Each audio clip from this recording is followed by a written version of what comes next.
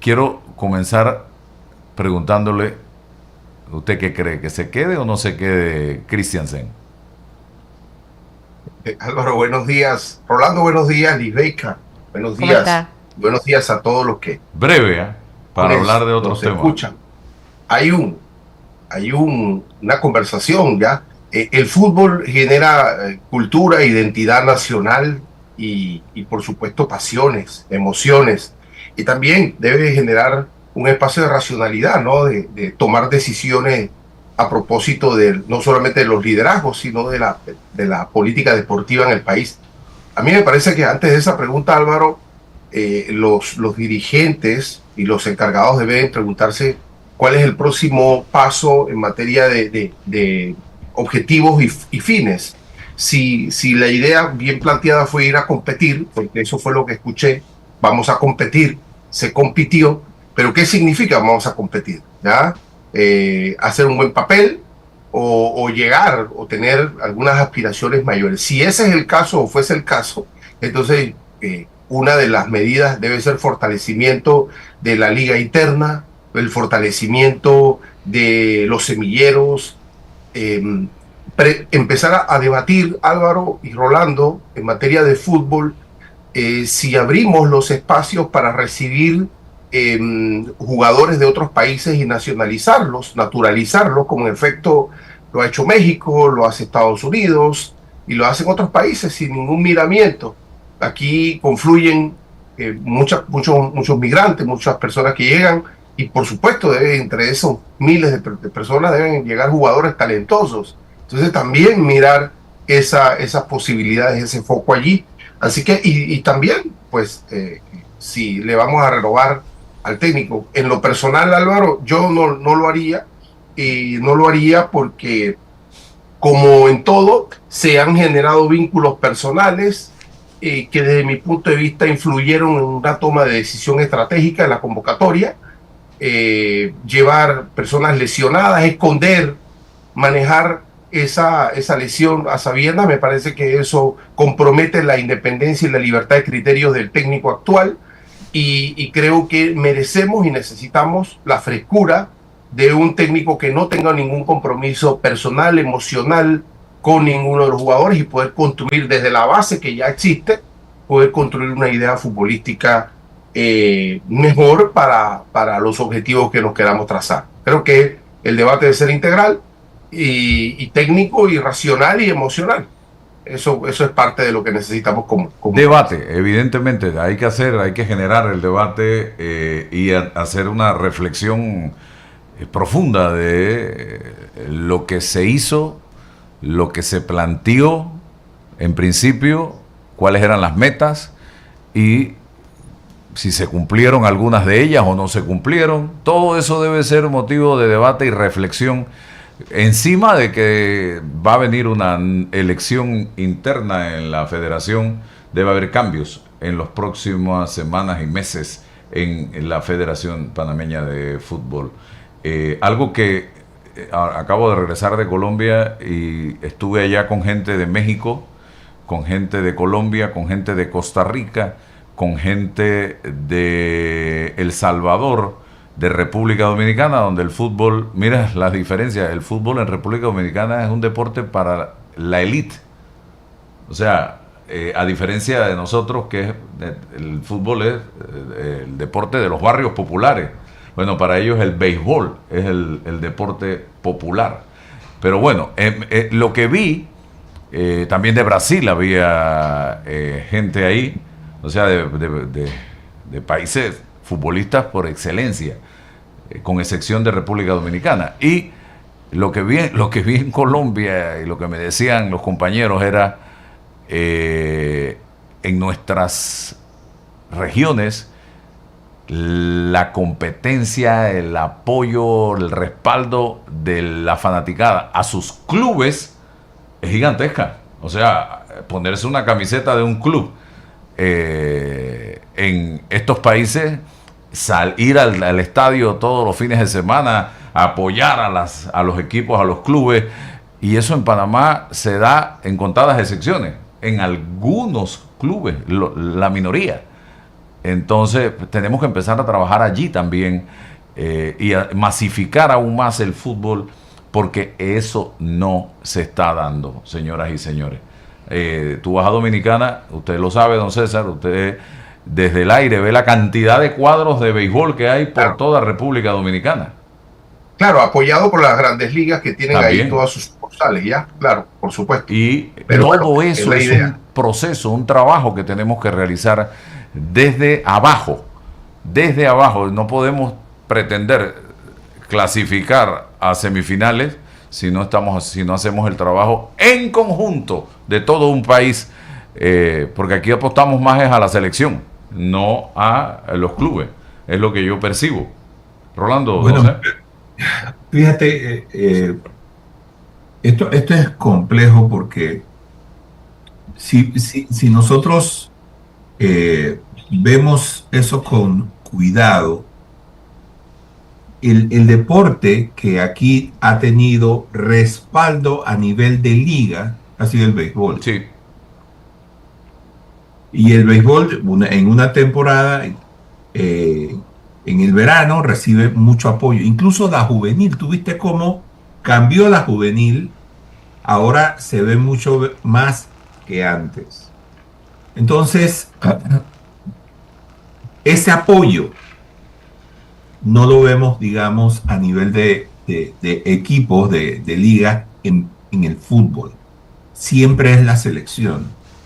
Entonces, obviamente, los equipos aquí en Panamá carecen de ese apoyo que se necesita a ese nivel.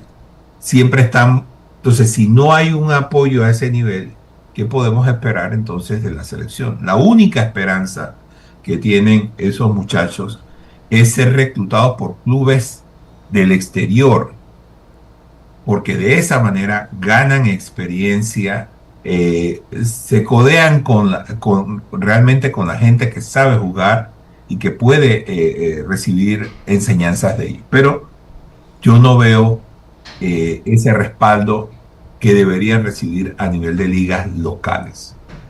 Entonces, fíjate que yo quisiera que el deporte en Panamá fuera un escape para la juventud. Yo recuerdo que Panamá era muy bueno, recordemos en qué era bueno Panamá, era muy bueno en basquetbol. En la década de los 70 llegamos a estar incluso, tener presencia en las Olimpiadas. Ya el deporte que era masivo aquí en Panamá ya no lo es, el boxeo. Ahora tenemos el fútbol. Y yo creo que el fútbol ha entrado de una manera artificial. No hay ese apego, por ejemplo, que se nota de forma natural en las ligas de béisbol. Y ojo, yo no estoy en contra de eso. Yo quisiera que el fútbol fuera.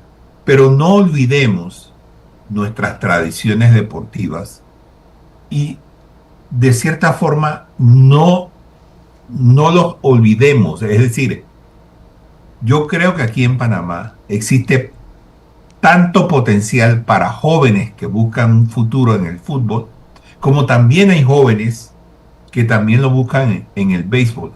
Pero ¿dónde se van los recursos? Los recursos se van al fútbol. No se hace lo suficiente para impulsar otros deportes en el que los jóvenes podrían tener un futuro. Ese es el caso, por ejemplo, de República Dominicana. Allá hay presencia de un montón de equipos. Tienen escuelas, semilleros, tienen todo. Entonces, no nos extrañemos de que el futuro de muchos dominicanos esté en el béisbol. Pero si tú vas a introducir en República Dominicana el fútbol, olvidando que tienes una gran tradición en el béisbol, me parece que lo que va a pasar es lo que nos está pasando a nosotros. Posiblemente vamos a tener muy buenos jugadores de fútbol, pero no va a ser de inmediato, porque nosotros, por más que querramos, no tenemos esa tradición ni ese arraigo como lo hay en otros deportes. Entonces, yo sí creo que junto con el apoyo que recibe el fútbol, creo que también hay que promover en lo que somos buenos ya. Entonces, creo que hay futuro en muchos más deportes que el fútbol. Y en cuanto a Christiansen, nosotros nos tenemos que preguntar, a ver, ¿cuál fue el objetivo con la contratación de ese técnico? ¿Llevar a Panamá al fútbol, al Mundial? Él lo logró. Tener una o dos victorias en fútbol. Bueno, esa es otra historia. Esa es otra historia. Entonces yo creo que ahora hay que elevar muchísimo más la vara. Y tenemos con qué. Porque los legionarios panameños, esto ha sido para ellos una gran vitrina en lo que los han visto trabajar en equipos, los han visto y el desempeño individual de ellos. Así que yo creo que Panamá está en condiciones de elevar un poco más la vara.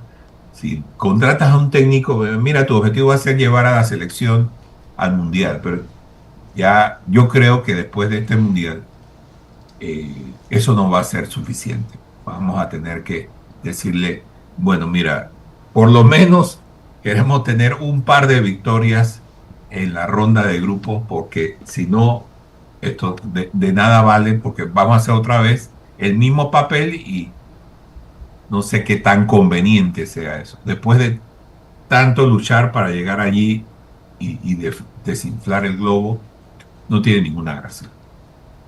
Bien, luego del análisis, yo también hice el mío temprano en la mañana y advirtiendo que no soy un hombre conocedor del fútbol, lo hago como un fanático más que pude ilustrarme un poco de lo que ha sido Panamá para llegar al Mundial y de la participación de Panamá en este Mundial. Me tocó vivir una experiencia nunca antes vista fuera de un estadio. O sea, yo he ido a los estadios, incluso he estado, gracias a Dios, en el estadio del Boca en Argentina, que eso es otra cosa. O sea, estar allá dentro del monstruo es otra cosa. Y no porque sea un fanático empedernido del fútbol, es para acompañar a mi hijo que sí le gusta. Y usted sabe que cuando los hijos dicen, uno complace hasta donde puede. Pero estábamos en un centro comercial el sábado en la tarde. Pedimos que nos pusieran el partido de Panamá, por favor, en un lugar. Nos sentamos ahí un grupo de panameños que estábamos allá. Y de allí nos quedamos viendo el juego de Colombia. Y desde que comenzaron a cantar el himno, el centro comercial, uno de los más grandes en Bogotá, se quería venir abajo.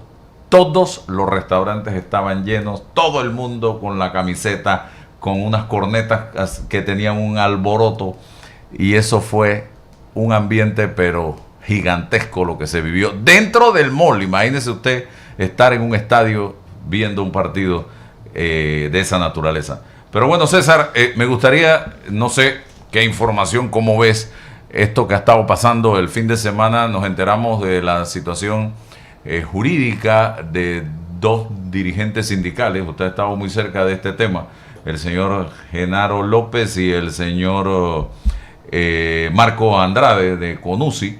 De repente todo el mundo estaba en sus asuntos y nos enteramos de un allanamiento, luego de una audiencia y posteriormente de medidas de casa por cárcel y de ir a firmar cada cierto tiempo para el señor López. ¿Esto qué es? O sea, explíqueme a qué se debe todo esto y por qué ahora en este momento.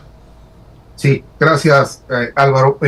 Primero, hacer la aclaración que fueron otros colegas abogados que realizaron la audiencia el sábado. Son 3 audiencias que se hacen en una misma sesión bajo el contexto que usted ha planteado. Bueno, la información que puedo brindarte, Álvaro, antes, porque sería muy ingenuo de mi parte decirte que esto se trata de un proceso aislado de una investigación ingenua del propósito que tienen algunas autoridades gubernamentales o del Ministerio Público de persecución del delito. Esto fuese muy ingenuo. Esto tiene un contexto, esto tiene unos antecedentes, esto tiene una realidad, esto tiene unos designios que pasan por la idea fundamental de preguntarse en este país: ¿bajo qué régimen político vivimos?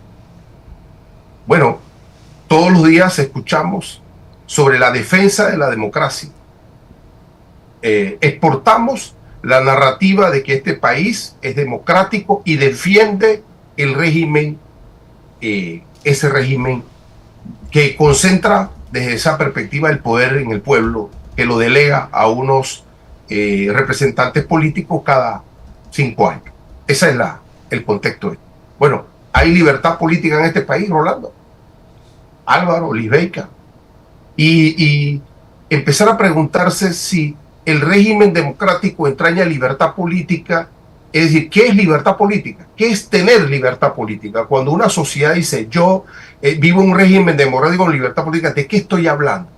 Me parece que yo lo pudiese resumir en 3 elementos.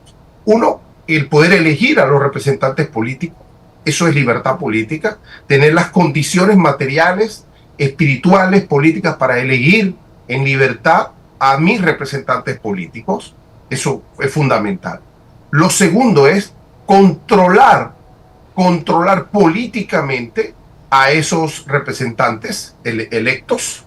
¿Cómo los controlo? ¿Cuál es el mecanismo de control que tienen las personas que delegaron ese poder? Y lo tercero es los mecanismos para deponer políticamente a un representante político que traiciona, que falsea esa representatividad política. Eso es libertad política. Entonces, aquí usted elige con libertad a su representante. Eso es cierto cuando tiene condicionamientos del sistema electoral, cuando ya hay unas reglas establecidas que hacen poco, ya usted tiene la oferta, usted tiene la oferta. Toda la propaganda, toda la materialidad que va, todo el clientelismo que va generando la imposibilidad de esa libertad. Luego, cuando usted vota, los elige, entonces, ¿cómo controla ese poder? Desaparecieron los controles totales. No existe control sobre el poder político en ninguna de las esferas de nuestro régimen llamados democracia. Y mucho menos tienen la capacidad para deponer a estos individuos representantes políticos.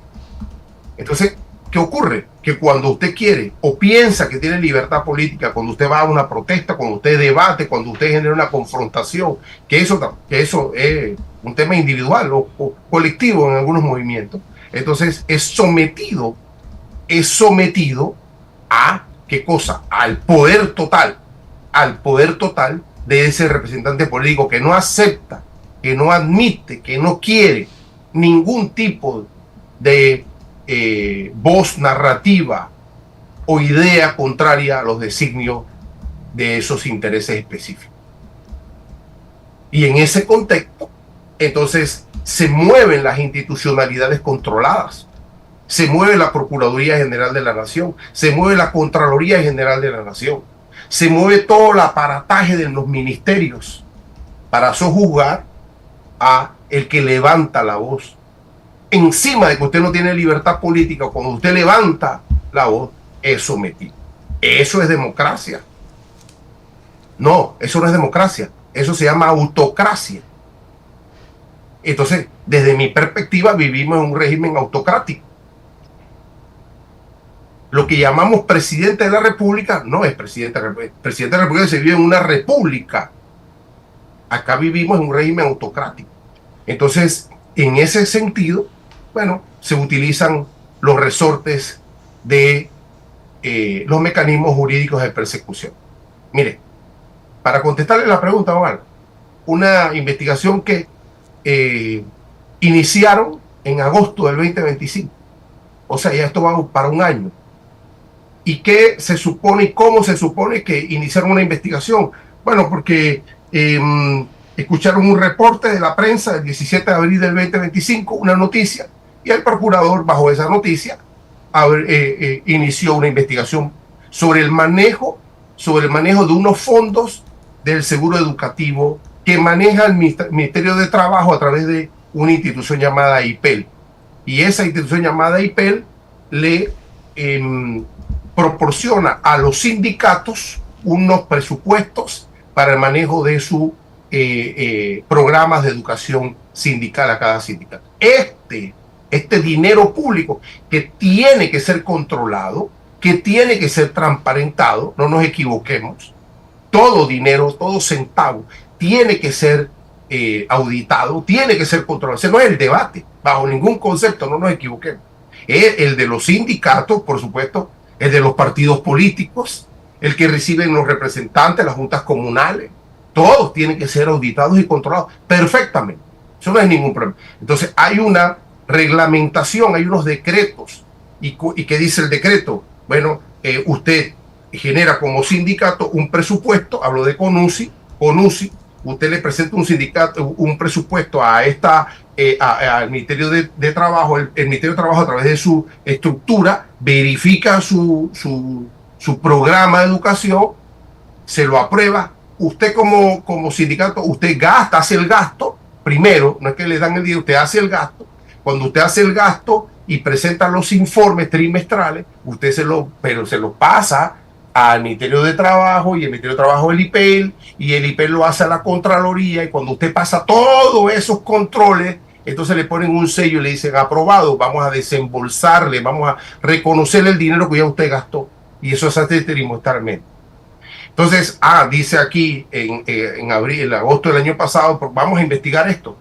¿Y de cuándo lo vamos a investigar? Vamos a investigarlo del 2019 al 2023, o sea, del gobierno anterior. Todo lo que el Ministerio de Trabajo realizó en materia de fiscalización y la Contraloría, entonces vamos a revisar. Yo, en una investigación objetiva, yo supondría que yo tendría que llamar a los funcionarios que avalaron todo eso, del IPEL, de la Contraloría, que aprobaron, que avalaron y que hicieron los pagos primero, antes de hacer un allanamiento, antes de yo cuestionar. Yo tengo que ver cómo funcionó la institucionalidad en materia de control. ¿Y el Ministerio de Trabajo no habría que llamarlo también? Digo, que hagan toda la investigación, que llamen a todos los involucrados antes de, pero no llaman a nadie. El Ministerio Público no llama absolutamente a nadie. Cero, no existió. Es decir, aquí un sindicato llegó allá a la nada, presentó un presupuesto, presentó unos gastos, alguien se los aprobó, y ahora yo en una nueva administración digo, eso está mal. Pero para yo verificar con criterios objetivos qué fue lo que ocurrió, yo tengo que llamar a los funcionarios que participaron en ese proceso de control. No lo hago. Y en esta coyuntura, entonces hago allanamientos, hago todo ese espectáculo y le digo al país, estoy investigando el manejo de fondos públicos. ¿Por qué? Porque un policía dice, es que la firma aquí del participante es que esta persona está muerta, no coincide, y la firma de este no coincide con la cédula de este.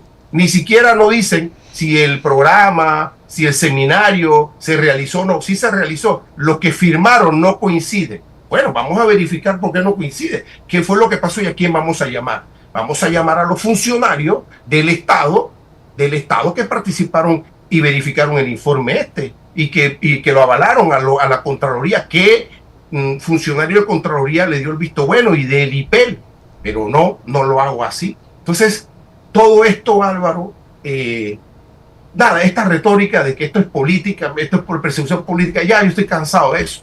Aquí están los hechos. Los hechos están aquí, y precisamente en esta coyuntura yo voy allá a Genaro López, cuando el mismo fiscal que estaba investigando en el caso que yo soy abogado de Genaro López, ya sabe dónde vive Genaro López. Genaro López tiene una medida cautelar que va todos los viernes a notificarse. ¿Qué necesidad hay de hacer un allanamiento si Genaro López hasta la semana pasada tenía un brazalete electrónico? Entonces, ¿qué necesidad hay de hacer un allanamiento y de llevarse a Genaro López aprendido cuando él tiene ya una medida cautelar? O sea, pero es un mensaje, y se entiende, es un mensaje. Entonces, de la autocracia es un mensaje de la autocracia. Hay un detonante. Y hace 500 años, Maquiavelo lo escribió. Si no me amas, me temes. Y el propósito es, me tienes que temer, o nos tienes que temer a esta población. No levantes la voz porque me tienes que temer, porque tengo los mecanismos para destruirte, tengo los mecanismos para aniquilarte. Y los resortes de control institucional, de los controles no existen. Entonces esto es una el que diga que vivimos en una democracia, yo pienso que debemos empezar a discutir, y que no me digan que vivimos una democracia imperfecta. No. La democracia es o no es. Eso no se trata de adjetivos de perfección o no. La democracia tiene elementos estructurales que la identifican. O vivimos o no vivimos una democracia. Y esa es una pregunta válida, actual y real. Para cualquier... Mira, eso que me preguntaste. Y renovamos a Christiansen. ¿Y cómo vamos en el 29 a renovar a nuestras autoridades en una autocracia? No en una democracia. ¿Cómo vamos a avalar un proceso constituyente que nos dice que nos están alfabetizando cuando vivimos en una autocracia y no una democracia? Bueno, abran los espacios para el debate. ¿Por qué no abren los espacios para el debate? Todo eso que hacemos en la OEA, y le decimos a la OEA que este país es democrático, es una falsedad. No, y le pedimos que hay que democratizar a otros países. ¿Y el nuestro? Bueno, es un agravante, ¿ya? Pero ¿dónde están los espacios aquí que digan que vivimos en libertad política? César, ¿Cómo vamos a discutir el asunto de la mina? ¿En qué concepto? ¿En el concepto eminentemente técnico? Pero también hay que discutirlo en el concepto eminentemente jurídico. Pero se quiere discutir. En el concepto eminentemente ambiental, en el concepto del desarrollo de la estrategia del país como estrategia nacional. ¿En qué foro lo vamos a hacer? Cuando descalificamos amigos y enemigos, o enemigos del desarrollismo, o fundamentalistas. Entonces, ¿en qué espacios que se deben discutir estos temas nacionales? No hay. Bueno, yo siempre abanico la posibilidad de debatir el elemento fundamental. ¿Bajo qué régimen vivimos? Bueno, sostengo que vivimos ante una autocracia que llega a través de los votos. Pero es una autocracia en el ejercicio del poder. César, desde el punto de vista político, todas las organizaciones sindicales tienen este problema con el gobierno, el problema que describes. Entonces, tenemos uno de esos pilares que es CONATO, que es Suntrax. Tenemos este pilar de la democracia que moviliza fuerzas de base en el país. Y su dirigencia está comprometida por estos procesos judiciales que van en su contra. Entonces, nosotros estamos presenciando, no de ahora, sino ya desde hace meses, algo así como una muerte lenta de esos sindicatos que ya no tienen ese protagonismo que tenían antes por las razones que ya todos sabemos. Entonces, si eso es así y hay una motivación política en todo esto, en lo más reciente que ha ocurrido ahora con Genaro López, ¿qué es lo que está pasando que nosotros no nos damos cuenta y el gobierno sí? Porque evidentemente esto tiene que tener un motivo, o de lo contrario no estaría moviéndose.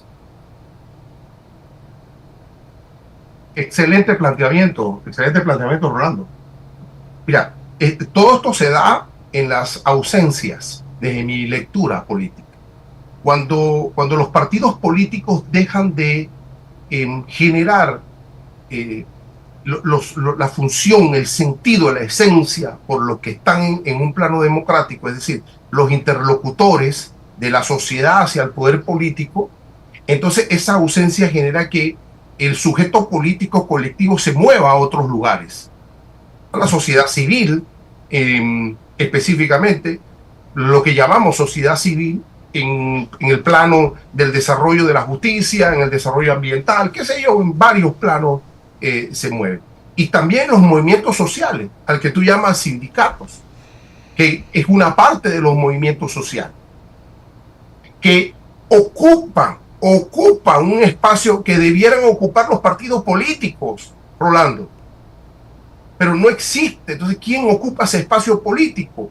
Bueno, como alguien ocupa esos espacios políticos históricamente, entonces el enemigo de la autocracia es ese sindicato, esos sindicatos o esos movimientos sociales. Inmediatamente. Uno debe esperar o esperaría en el manejo de representantes políticos el espacio del debate. Vengan a debatir cuál es su idea como movimiento social. Díganme ustedes su visión económica e institucional. Eso es lo que uno espera en un régimen democrático, en la apertura de la democracia. Pero no, desde el primer día se dijo, ustedes están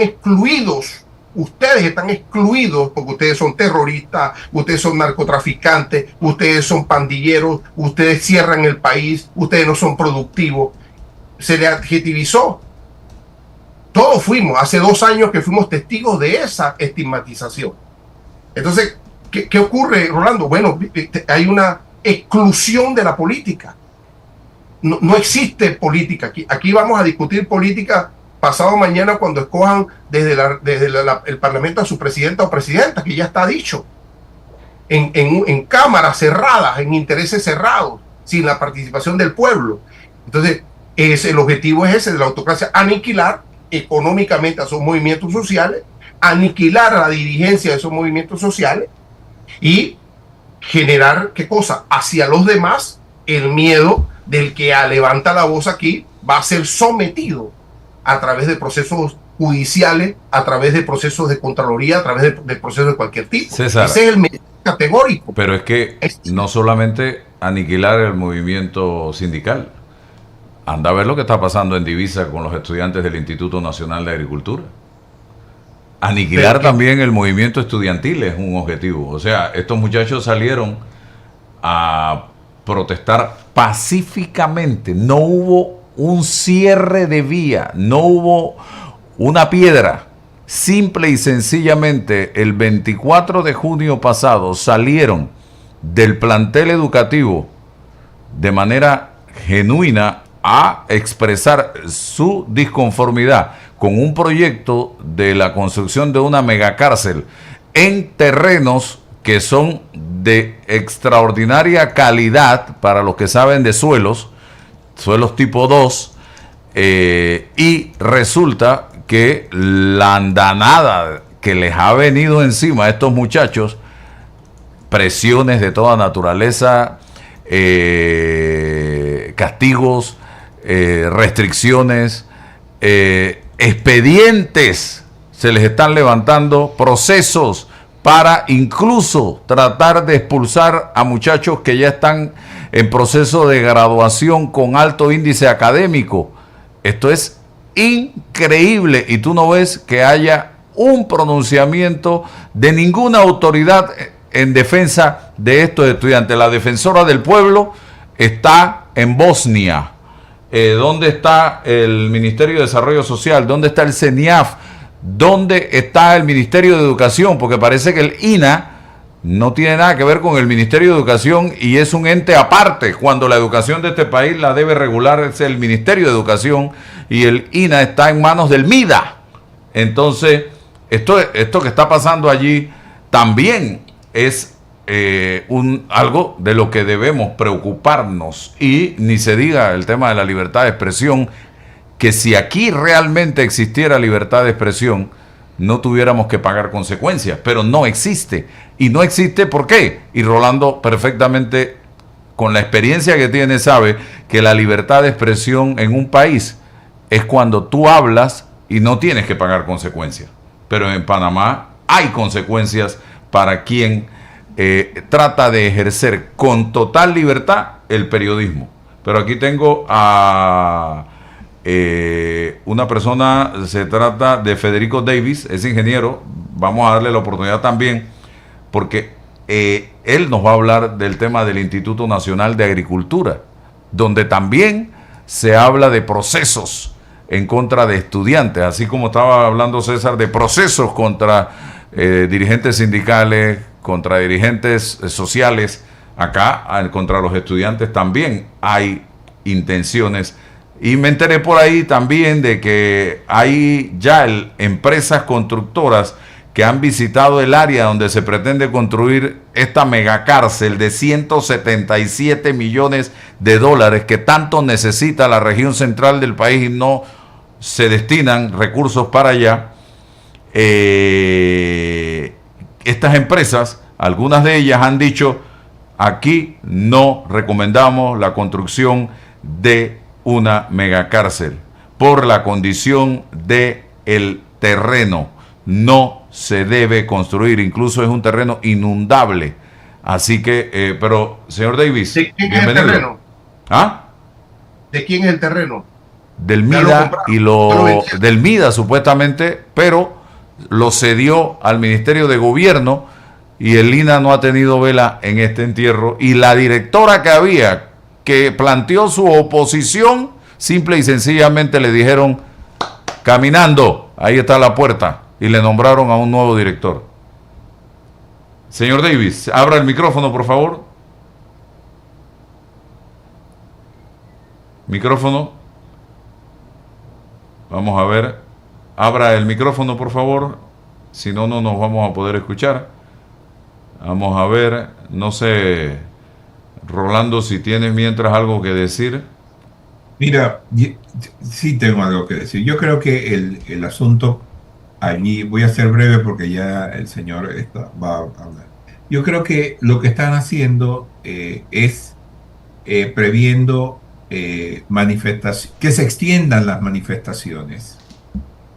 Azuero, por la crisis de agua que está pasando, es casi una bomba de tiempo. Solamente falta una chispa, y esa chispa la pueden dar esos estudiantes.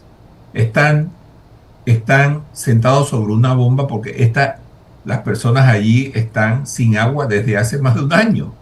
Así es que no están nada contentos. Por pequeño que sea, van a aplastar cualquier movimiento porque ellos no quieren una chispa en esas condiciones. Una chispa sería el detonante de algo mucho mayor, y no quieren. Estoy absolutamente convencido de que es así.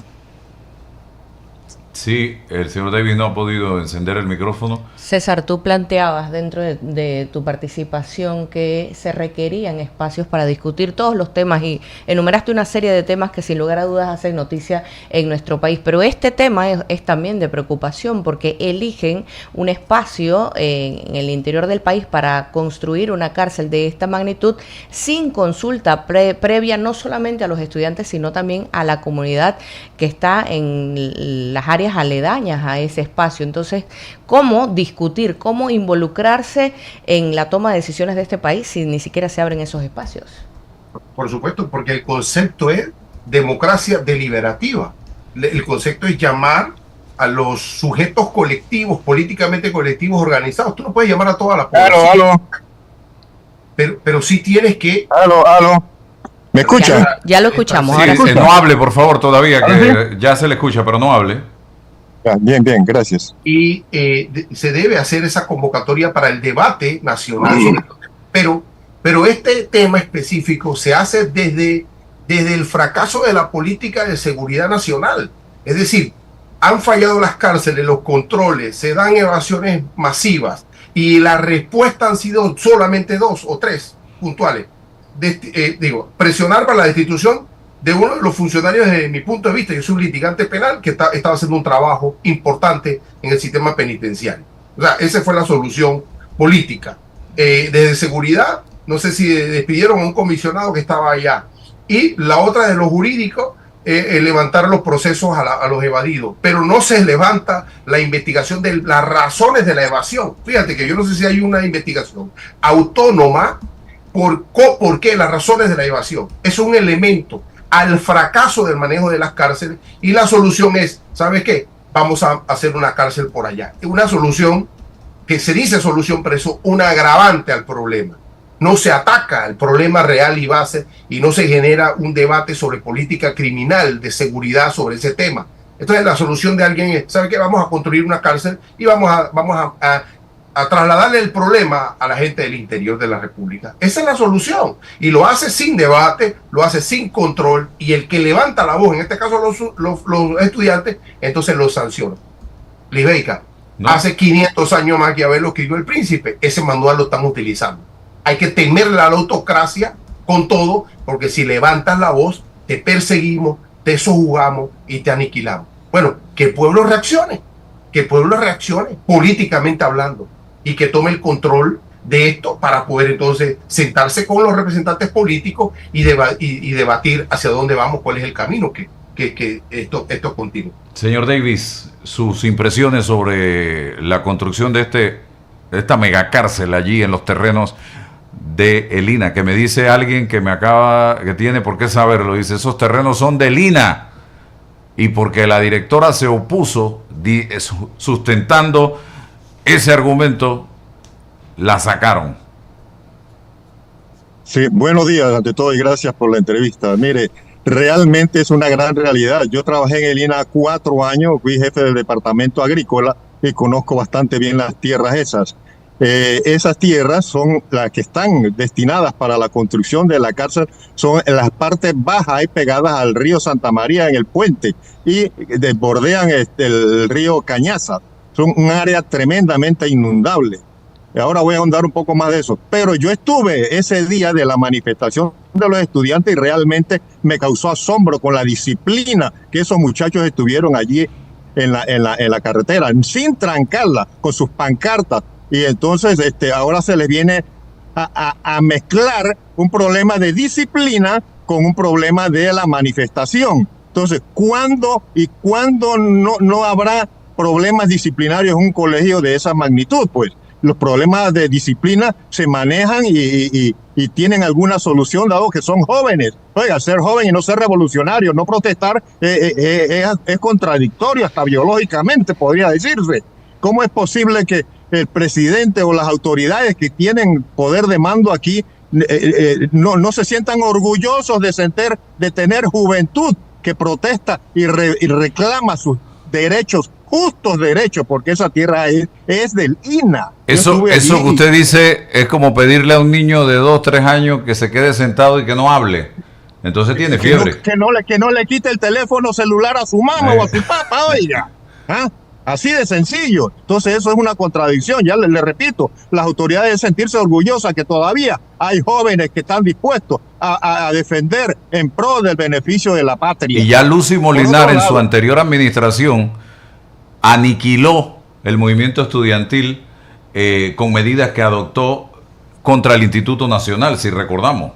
Ahí no hay movimiento de nada ya ahí en ese instituto. Continúe, profesor Davis. No, es netamente una protesta por reclamar sus derechos. Es más, esas tierras son tierras inundables, pero se cultivan de arroz jugando con la fecha de siembra.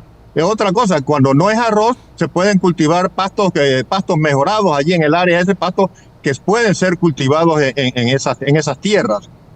Quiero referirme a lo siguiente. Cuando se construyó el INA, los puntos críticos de inundación eran unos. Hoy día los puntos críticos son otros y no creo que se hayan tomado en cuenta para esto.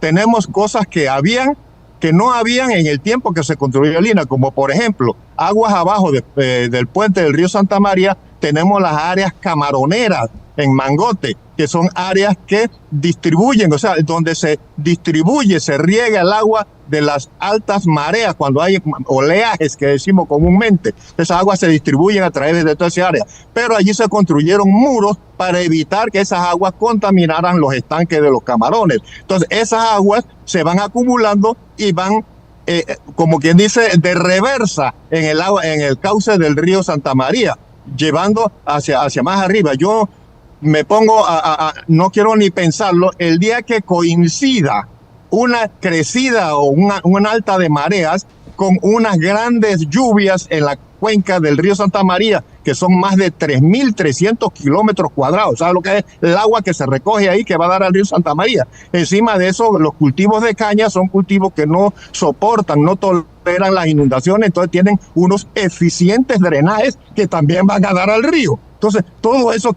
¿qué esperamos?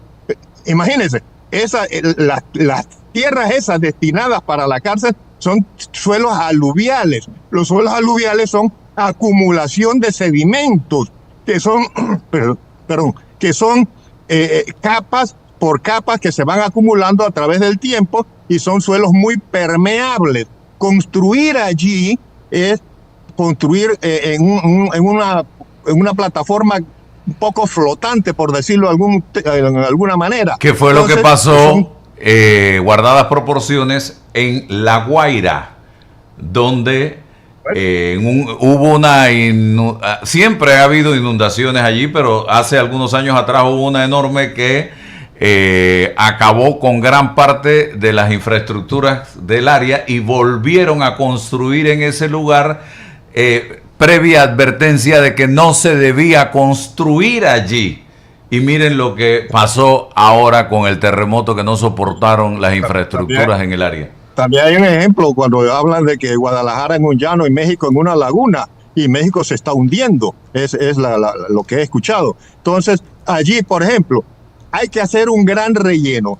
El suelo, que dije anteriormente, suelos aluviales que se van formando por capas, son suelos muy permeables, suelos porosos, ¿verdad? Que no soportan peso de construcciones civiles encima. Entonces, con el tiempo se van hundiendo. Es más, ahí se habla de un muro perimetral. El muro perimetral es una construcción continua, cerrada, que no resiste, no tiene amortiguación. Simplemente donde se hundió una parte, de ahí se raja ese muro y puede ocurrir lo peor, pensando siempre en lo peor, que debemos tener eso en cuenta para evitarnos problemas. Oiga, que coincida el alta del nivel del mar, que es una cuestión como el cambio climático, con una gran realidad.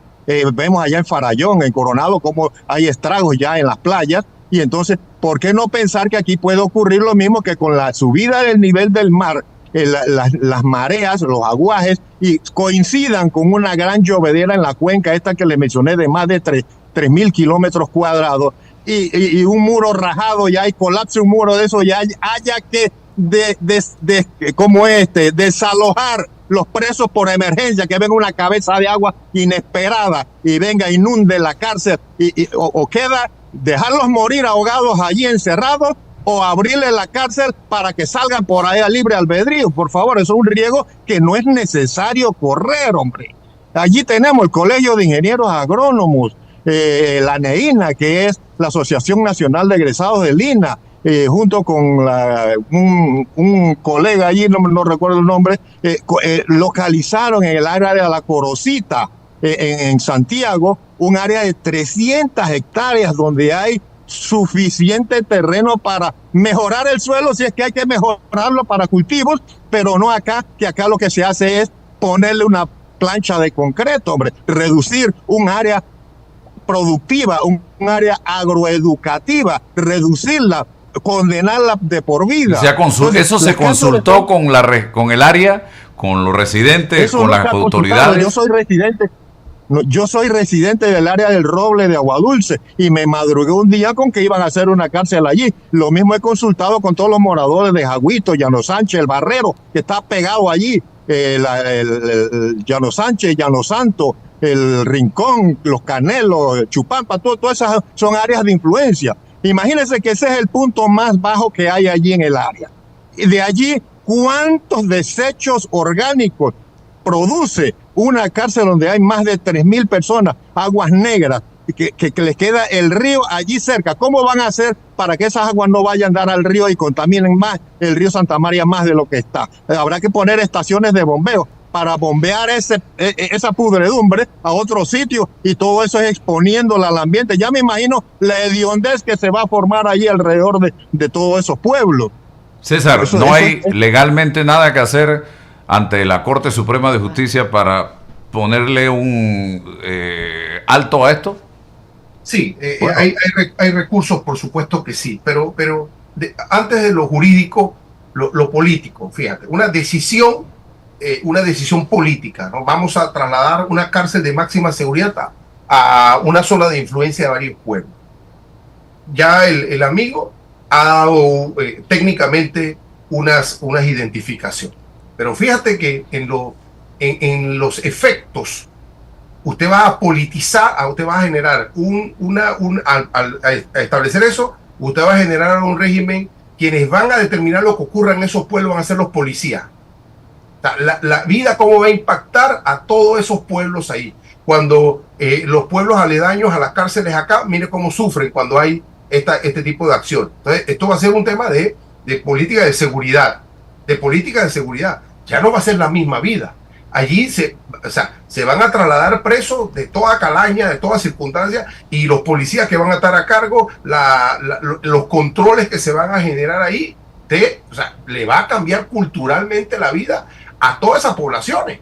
Y si usted no llama a esos pobladores para ese debate, ¿cómo no lo va a hacer? Los retenes, los controles, todo lo que va a llegar ahí. Segundo, los derechos de los detenidos. Si usted tiene un proceso acá en Panamá y usted es trasladado allá, eso violenta su derecho a tener acceso a su juez natural. ¿Cuáles van a ser los criterios para ese traslado? Entonces, eso es un problema también jurídico que tiene que ver con los derechos de cada persona. Es decir, yo necesito que me trasladen inmediatamente para convocarme a tu juez. Eso está en la ley. Pero usted va a hacerlo allá, y los procesos mayoritarios penales están en Panamá, no en el interior. Entonces, eso tiene que tener cuidado usted con esa toma de decisiones. ¿Por qué razón hay en el área donde están las cárceles, hay espacio? ¿Por qué razón no se hace allí? ¿O por qué razón no se genera la demolición de una de esas cárceles, se trasladan provisionalmente y se construye allí? ¿Por qué usted no tiene esas alternativas previas? ¿Por qué razón tiene que ser allí? ¿Por qué razón tiene que ser allí? ¿Cuál es el fin último de eso? Bueno, eso se discute y se debate con la población en general. Pero ya tomó la decisión. Entonces, y ahora vamos a recurrir, ahora hay que ir a lo jurídico, porque entonces, como políticamente no hay control, porque vivimos en una autocracia, entonces tenemos una posibilidad que ir a lo jurídico. Y usted va a lo jurídico, presenta un amparo, se lo niegan, presenta una inconstitucionalidad, no se la admiten. Y se acabó el debate, pues, se acabó el control. Entonces, el que delegó el poder, la gente que va a ser destinataria de esa decisión política, de su representante, yo le pregunto, ¿qué dicen los diputados del área, los representantes políticos del área? ¿Están de acuerdo con eso? ¿Han liderado La única que he escuchado pronunciarse en la asamblea es a Yanín Prado de Santiago de Veraguas. Bueno, la única. Y no solamente... Estamos huérfanos de políticos en la región. Organizar a la población para que se convierta en un sujeto político que tenga influencia en la toma de decisiones. Y al alcalde de Santa María que habló aquí. Bueno, no solamente protestar, porque protestar no le hace ni cosquilla. Entonces tienen que generar organización política para poder que sobre el tema de los estudiantes, bueno, entonces tomar como ese fundamento y organizarse como población para tener algún grado de influencia en la toma de decisión y decirle a la ministra de gobierno o al de seguridad o qué sé yo, a los que están encargados, decir un segundo, esta población está organizada y por lo menos requiere el debate serio, el profundo, técnico, como lo comentó el compañero, y jurídico. Y también alguien, no solamente por el tema de la cárcel y la construcción de la misma, también tiene que haber un movimiento en defensa de los derechos humanos de esos muchachos en el plantel educativo. Bueno, pero por supuesto que merece, ya que es parte del debate. No, pero ¿qué queda? No puedes protestar, estás sancionado, ahí está la muestra rolando, o sea, ya no es, mira, los maestros, los 300 maestros y profesores están allí, ¿no? mendigando justicia. Pero al margen de todo esto, digo, yo pienso que, fíjate, hacer una cárcel nueva, una megacárcel, sí. ¿En qué soluciona esto? Tenemos megacárceles en la ciudad de Panamá. Hace un fracaso. Entonces yo no veo, hagan la cárcel más grande del mundo, pero si no hay políticas, si no hay programas de reinserción, si no hay prevención, ¿de qué sirven estas cárceles? Rolando. Yo de verdad que es como, tengo $5 en el bolsillo, estoy buscando cómo gastármelo, porque... Rolando, le dijeron al país en reiteradas ocasiones, y le siguen diciendo al país, que los culpables de la inseguridad son los jueces de garantías que le dan casa por cárcel a los maleantes. Se les fugaron 200 personas que no estaban en su casa, estaban en la cárcel bajo el control de ellos. Entonces, ¿dónde quedó esa narrativa? Pero entonces ahora hay que solucionar, hay que resolver eso mediáticamente, narrativamente, y decir, ahora vamos a hacer una cárcel, porque el problema es la infraestructura, no la policía que tiene el control sobre las cárceles. Es absurdo. Trasladan el marco de responsabilidad. ¿Para qué cosa? Para futuro quitarse ese problema de encima. Eso es estratégico, Rolando. Esta medida es estratégica. Le dijeron al país que los jueces de garantías estaban muy flexibles, otorgándole medidas cautelares y dejando libre a los maleantes de este país, y cómo se fugaron 200 personas al control de ellos. Ese discurso se cae cuando vemos a la ministra de Gobierno promoviendo libertad para personas condenadas. El presidente mismo de la República también lo hace. Entonces, la puerta, la famosa puerta giratoria de la que habla el presidente, también la tiene el Ejecutivo. Entonces, ¿de qué estamos hablando? La estrategia de pasar esa cárcel allá es quitarse un problema, porque no hay una investigación de por qué se fugaron 200 personas. No me digas a mí que sí, ya la ley dice, mira, al que se evadió, yo le voy a hacer un proceso. Sí, hágaselo. No hay, eso dice, pero la investigación principal debe ser por qué se fugaron 200 personas de la cárcel. ¿Por qué? Eso es una investigación autónoma, pero como no quieren abrirla, no sé si está abierta o no, entonces ahora quieren trasladar y desviar la mirada del problema por un problema de infraestructura. No es un problema de infraestructura, es un problema humano, es un problema de responsabilidad. Mira, entonces, este es el sentido. Eso es tan humano que se quejan de que en la isla Coco, Punta Coco, resulta que los que están allí controlan sus pandillas, hacen actividades ilegales. ¿Y cómo lo hacen? Pues a través de un celular. Pero es que parece ser que llevando a esta gente a Coiba se soluciona el problema cuando ya hay tecnología satelital que resuelve eso para los maleantes estos. El problema no es la tecnología, el problema es el enfoque que le dan aquí. Es que la gente que está custodiando a esos presos, a esos reclusos, entra en contacto con ellos y probablemente les resulta mucho más atractivo recibir $10,000 por llevarles un teléfono de estos que esperar que se acumulen 10 salarios por $10,000. Ahora el problema son los muchachos rebeldes. Ese es el problema del país, imagínate. Así es. O sea, no hay esto carece de toda discusión de sentido común. O sea, no podemos... Toda lógica. No lo tiene, porque sencillamente lo que están haciendo es trasladando el problema hacia otro lado. Bueno, veamos a ver, usted, el señor aquí nos comenta que esa es un área altamente inundable. Construyen eso ahí, se meten, no sé, 300, 400 millones de dólares en esa cárcel. ¿Y qué pasa? Que a los 2 o 3 años empiezan a salir todos los problemas que le están contando aquí. Entonces, una inversión tan importante como esa se vuelve un problema. ¿Y cuál es la solución? Hacer otra cárcel, quién sabe dónde. O sea, ¿esto qué es? O sea, la mediocridad que hay en el gobierno. Discúlpame, Rolando. Discúlpame, vamos a debatir. No hay mediocridad. No es un problema de inteligencia, Rolando. No, discutámoslo. Mira, no es ojalá fuera un problema de bagaje. Sí, ojalá fuera. Ojalá un problema de bagaje, pero lo saben, Rolando, mira, lo saben. Como dijeron que el problema era los jueces, ya se les desmontó esa narrativa, ahora el problema es de infraestructura. Pero nunca asumen la responsabilidad. ¿Cuál es la responsabilidad del control de las cárceles? No la tienen, nunca la han tenido. Nunca la han tenido. Y como nunca la han tenido, entonces ya no pueden decir que los jueces de la República. Ahora es un problema de infraestructura. ¿Pero dónde la vamos a enviar? La vamos a enviar para allá. Me dicen que se solicitó una reunión con la ministra de Gobierno, los dejó plantados. Entonces, bueno, Lisbeca, ¿dónde está? No les interesa. Pero no les interesa porque no, es que es una autocracia. Es una autocracia. Es que no les interesa debatir. Porque ya lo dijeron hace 2 años. Nosotros vamos a gobernar con un sector de la población. Con uno. El resto no me interesa.